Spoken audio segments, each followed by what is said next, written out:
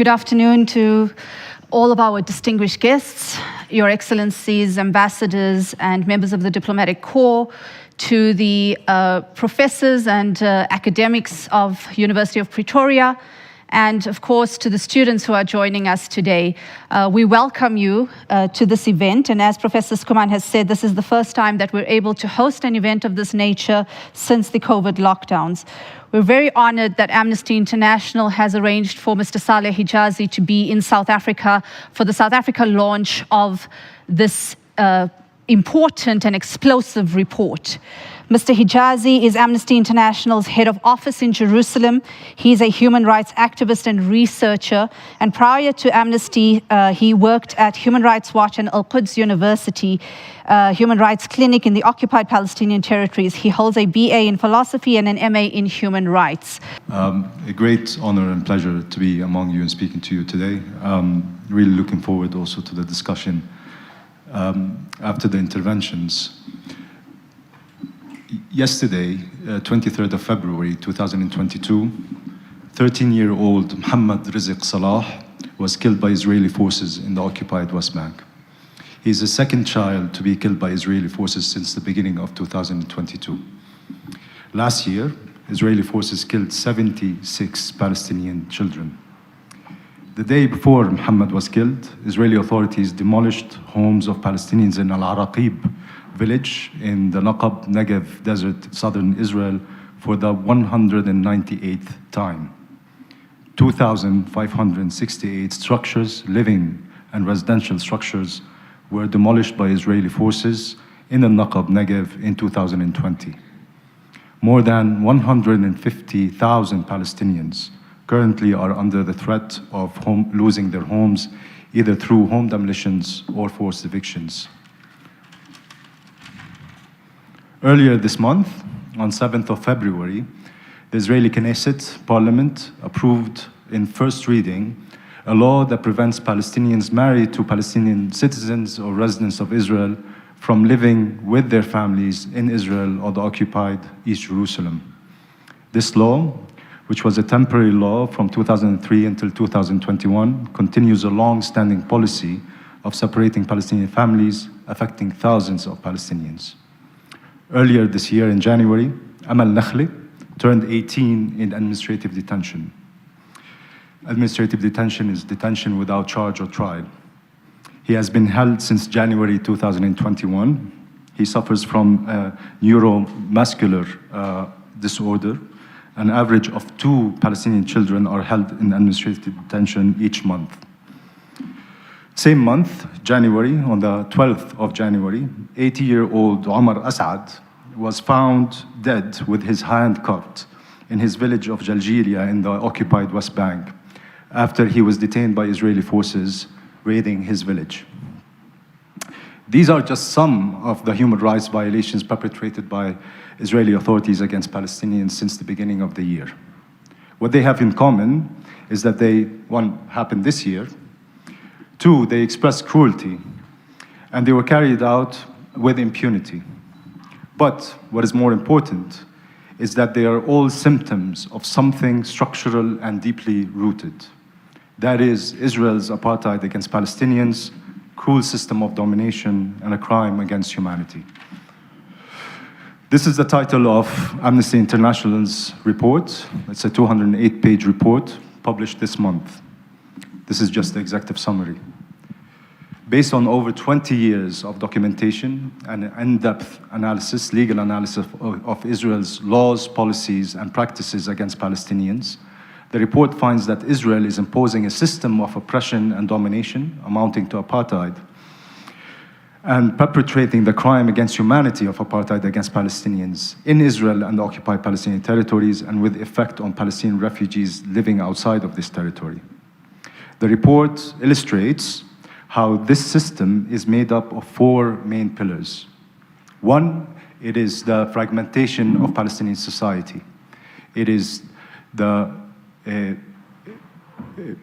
separation of Palestinian communities into what we know now as the domains of control. Gaza Strip, Palestinian citizens of Israel, Palestinians in the occupied West Bank, and the Palestinians in occupied East Jerusalem, and of course Palestinian refugees living still in refugee camps, or majority of whom living in refugee camps around the country.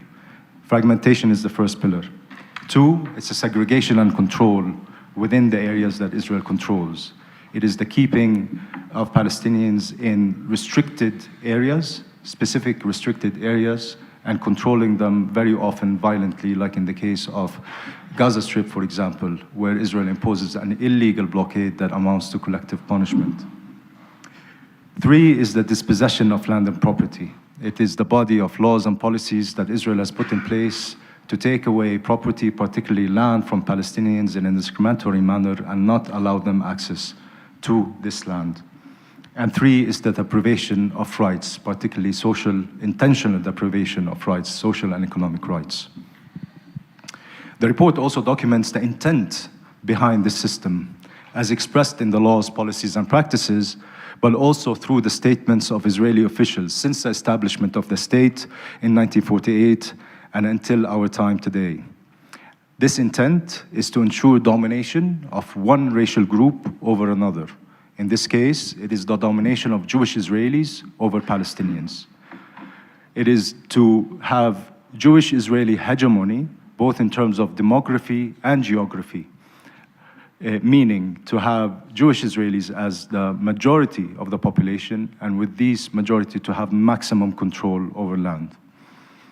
The report also documents how Israel perpetrates inhuman acts as defined under international law to maintain this system of oppression and domination. These include forcible transfers. Under forcible transfers are home demolitions, forced evictions, and the creation of coercive environments to push Palestinians out of areas that Israel controls, basically to decrease the number of Palestinians there. 2, it's the use of arbitrary detention and torture, including, for example, the use of administrative detention. You mentioned the case of Amal Nakhle, but also torture, which is sanctioned by law in Israel. 3 is the use of unlawful killings. And 4, it's the persecution or the denial of basic rights. These acts form a widespread and systematic attack against the Palestinian population and are what make up then the crime against humanity of apartheid perpetrated by Israel against Palestinians. Let me say a bit about the system and the research methodology behind the report. I pointed to it using over 20 years of Amnesty's documentation.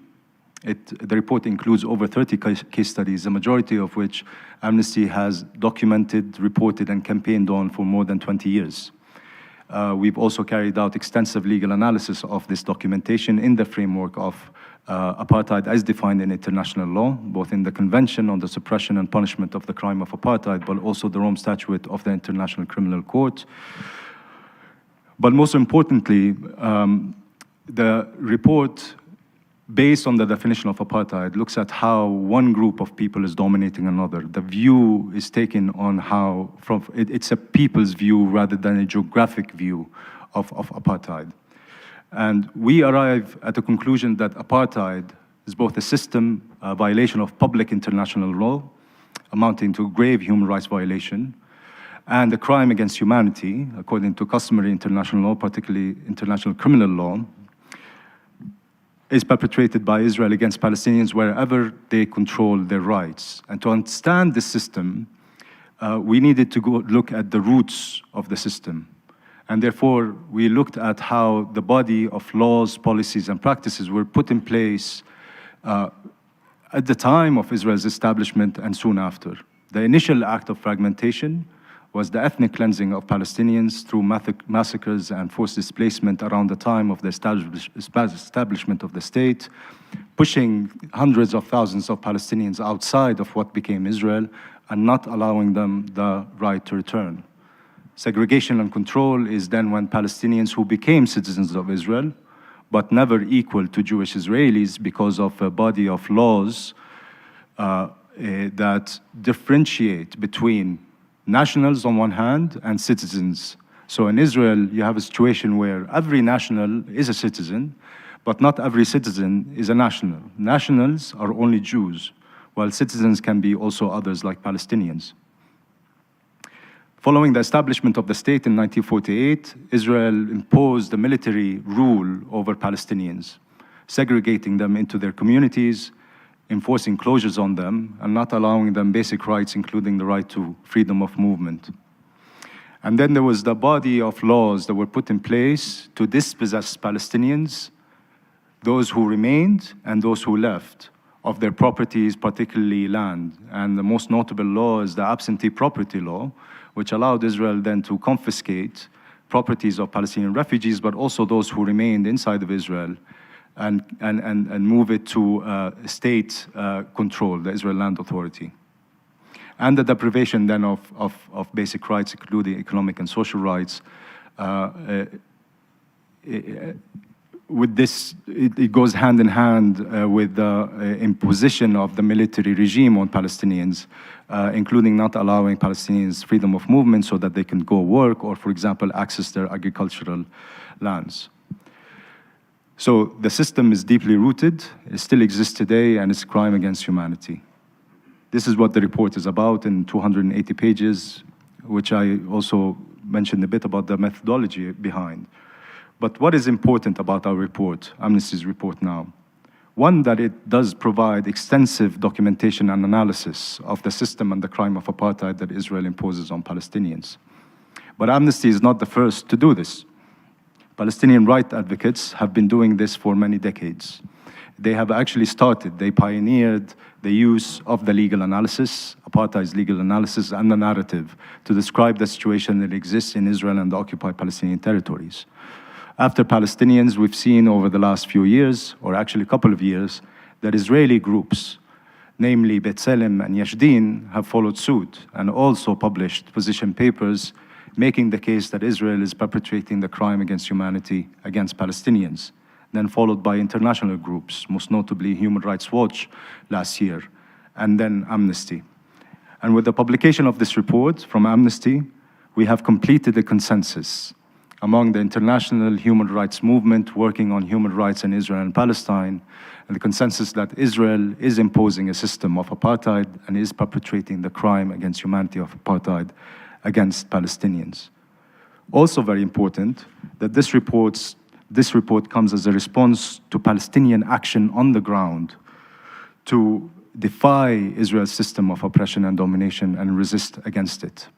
Last year, very significantly, Palestinians across the Green Line, meaning in Israel and the occupied Palestinian territories, have held an act of civil disobedience and went on strike, perhaps unprecedented since 1930s, that Palestinians act in a way to defy fragmentation and stand all together against the system of oppression and domination. This continues, and it's not new.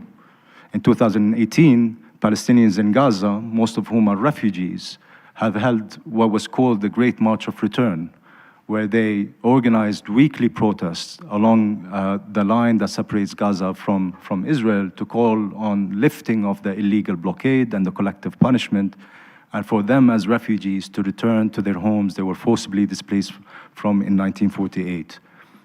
Before that, there are many actions, and reminder of also 2011, where Palestinian refugees in Syria and Lebanon marched onto the border, also demanding their right of return. Palestinians are continuously practicing their agency, they're continuously resisting, and this report can be seen as one of the responses by the international community to this action. And the consensus is very important. And now that this consensus and the support for Palestinians must be widened, and countries must now also live up to their moral and legal responsibility to dismantle Israel's apartheid against Palestinians and bring those responsible to justice.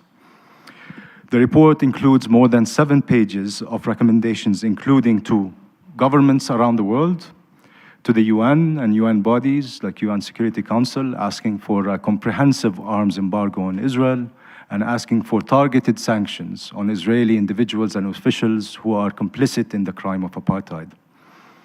And there are also recommendations to businesses and humanitarian organizations and others. Those recommendations provide for a solid basis for bringing the system down. More will need to be done, but they are a solid basis for what Amnesty believes is a solid basis for bringing the system down and putting an end to the crime against humanity. But it all starts from a very important premise, and that is recognition. Recognizing the situation for what it is in Israel and Palestine. And that is apartheid, a cruel system of domination and a crime against humanity. Apartheid should have no place in our world today, and so therefore with this, and given the launch of the report in South Africa, I'm asking everybody here today and everybody watching to join us, Amnesty International, our partners, and most importantly, Palestinians on the ground, to put an end to Israel's apartheid. Thank you.